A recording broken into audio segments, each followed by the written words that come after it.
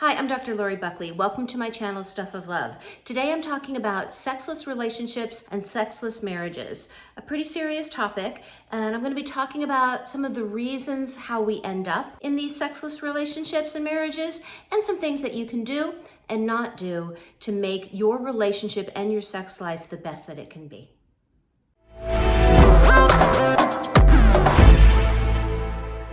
So you may have experienced the beginning of your relationship or relationships to be much more exciting sexually than they are when you've been in a relationship with somebody for a while. But you know what? A lot of people find themselves in a relationship that before they know it, they're not having sex anymore. There's so many reasons that people don't have sex. It could be physical reasons, it could be mental, psychological, it could be hormonal, it could be relational. Sometimes we are just in an unhappy marriage and maybe we're not feeling loved, maybe we've been betrayed, maybe we have a history of some sexual trauma. Sometimes it's just sex is not so satisfying anymore. It becomes less satisfying for a number of reasons. But the biggest reason that relationships become sexless is because people don't talk about it. It becomes so much easier to avoid talking about it or even to avoid having sex than it does to talk about it or to have it. And they've tried, but it just didn't work. It upset their partner, they ended up in a fight, they felt rejected, they felt bad, they felt pressured, a lot of bad feelings. So it was just easier to avoid it, not talk about it, and weeks go by, months go by, and sometimes years go by. For some couples, maybe both of them really are just not interested in sex. If that's the case, that is their decision. If it isn't a problem, they have a loving relationship and neither one of them are interested in sex, then that isn't an issue. While we can still call it a sexless marriage, it isn't a problem. So you have two people on the same page. But more often than not, believe it or not only one person wants sex, sometimes both people are actually wanting to have sex. They just found themselves in this place and they don't know what to do. They don't know how to talk about it or get it started. So let's talk about some things that you can do and things that you shouldn't do when you find yourself in a marriage or in a relationship where you are unhappy about the frequency or the type of sex that you're having. First, I'm going to talk about the don'ts and then I'm going to talk about the do's. It is not a good idea to betray your partner, to seek sex somewhere else and not tell them. Because when you start betraying and being dishonest, it causes a lot more problems than anything. If you have spoken to your partner, they're not willing to talk about it, they're not willing to get some help, you can certainly have a discussion about having an open relationship or have a different kind of an agreement, but make sure it's an agreement. And if that can't happen, divorce is an option, but I'm going to say in my don'ts, don't automatically just end the relationship. If it is an otherwise loving relationship and you're not having sex, I'm going to talk about some of the things that you can do to make that work. But right now I'm going to say the things not to do: don't avoid, don't betray, and don't give up. So those are my suggestions for the don'ts. Before I talk about the things you can do, I'm going to ask you to please subscribe to the channel if you haven't already. And if you like this video, press that like button while you're at it. I always do appreciate that. Okay, so let's talk about the things that you can do. So the first thing is to have a conversation. That's the most important thing you can do. But a lot of people don't know how to bring that up. How do you have a conversation about something that's so difficult to have a conversation about, or something that has caused so much conflict in the past? So the best thing to do is find a good time. Make sure there's no distractions. Make sure you're not exhausted. Your partner's not exhausted. The kids or nobody is actually in the room. The TV and all of the electronics are off. You haven't been drinking. It's a good time. And you say to your partner, hey, I really would like to talk to you. Is now a good time? If they say no, say when would be a good time. If they say yes, fantastic. You want to make sure you're face-to-face. This is not a text conversation. This is a face-to-face conversation without any distractions. The best way to start it is with a positive thing. And if you're really nervous and you don't know where to start, you can say that. You can say, this is a really hard thing for me to talk about, but I care too much about us and our relationship, and I love you too much to not talk about it anymore. And, we haven't had sex in a very long time, and I miss having sex with you. And I'm wondering how you feel about it. So get curious. You can say, you know what, I know this is difficult to talk about. It's difficult for me too, but it's important that we talk about it. And if it's something you feel we can't do on our own, maybe we can get some help and talk about it. But I love you and I care about our marriage, and I don't want to have a marriage that has no intimacy. Now, when I say intimacy, I'm not actually meaning sex. So a lot of people use the word intimacy for intercourse or for sex. I'm saying actual intimacy, which is another do we're going to talk about in a minute. And that's how you can just start the conversation. How do you feel about it? This is how I feel. It makes me sad. It makes me really sad. I miss it. I miss you. And I would love for us to see what we can do. What are your thoughts? How do you feel about it? What do you think is getting in the way? Again, this might be a very difficult conversation, but at least you're bringing it up. Even if your partner says, you know what, I can't talk about this. This is too difficult. This is too uncomfortable. Be compassionate. Say, I understand. Why don't we talk about it tomorrow? I'll give you some time to think about it. But I really do want to talk about this with you. So let's find a time.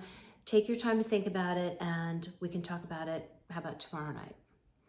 So these are some ideas. If that's really uncomfortable, write a letter. You always want to be speaking from a place of love. You don't want to be blaming or criticizing or attacking or name calling. You don't want to do any of those things, and that's not going to help. But when you can speak to the person from your heart, sincerely, honestly, with compassion and curiosity, and bring up this topic, and you can say, I know this is a really hard topic. It's hard for me too, but I don't want to avoid it anymore.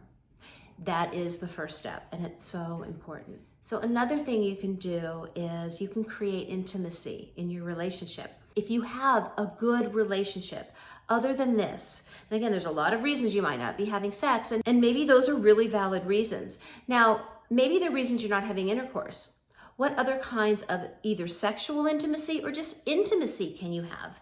When I get clients, I always ask them, what about sex is important for you?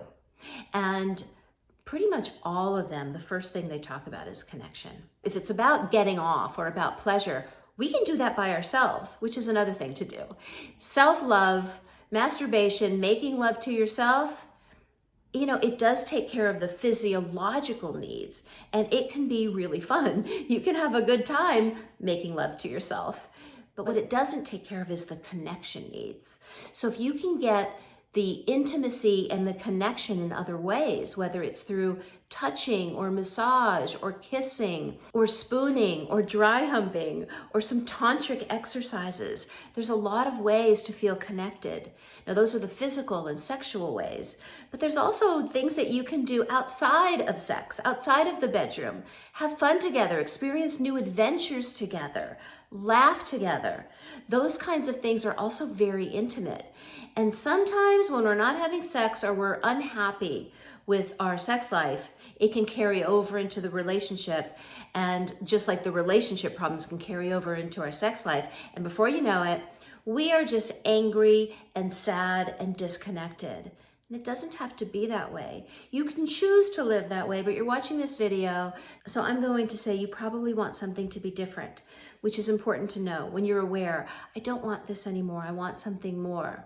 I will tell you, sex is one of the great things in life and certainly in our relationships, but it is the bad sex or lack of sex that causes way more problems than the happiness of good sex can create in a relationship. Actually, my mother used to tell me this, that when you have good sex in a relationship, it's about 5% of the relationship. When sex isn't good, it's about 95%. And I think that's true. That has been my experience. You know, when I work with people, when they're unhappy and things aren't going well physically or sexually, it is a big problem, and it does carry over into their relationship. And again, before you know it, no one's talking, no one's laughing.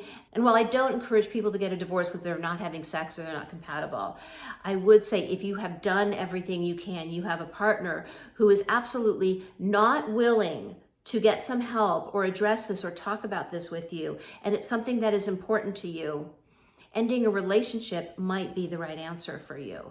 But there's so many other ways that you can create some connection and even perhaps have a sex life again.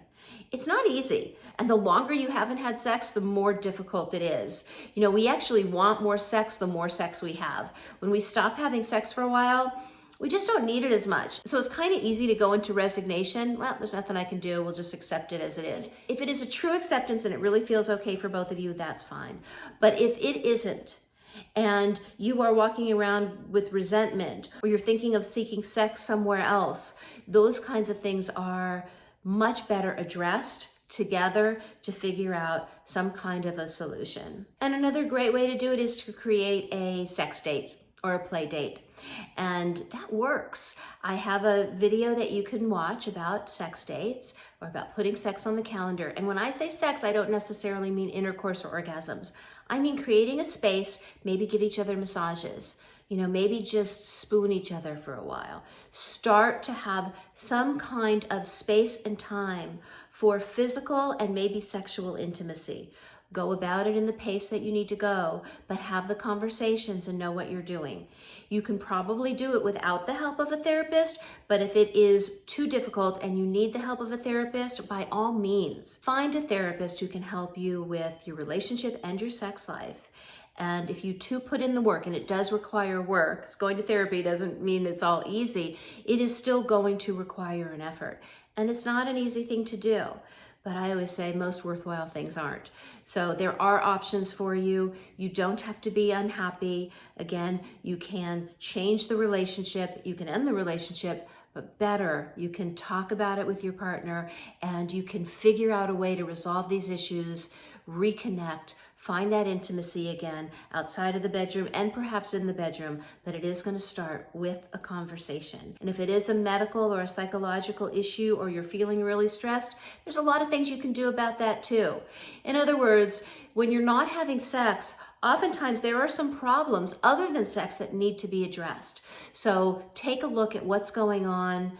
Do the thing or the things that you can do to address it so you can have the kind of life, the kind of relationship, and the kind of sex life that you want to have.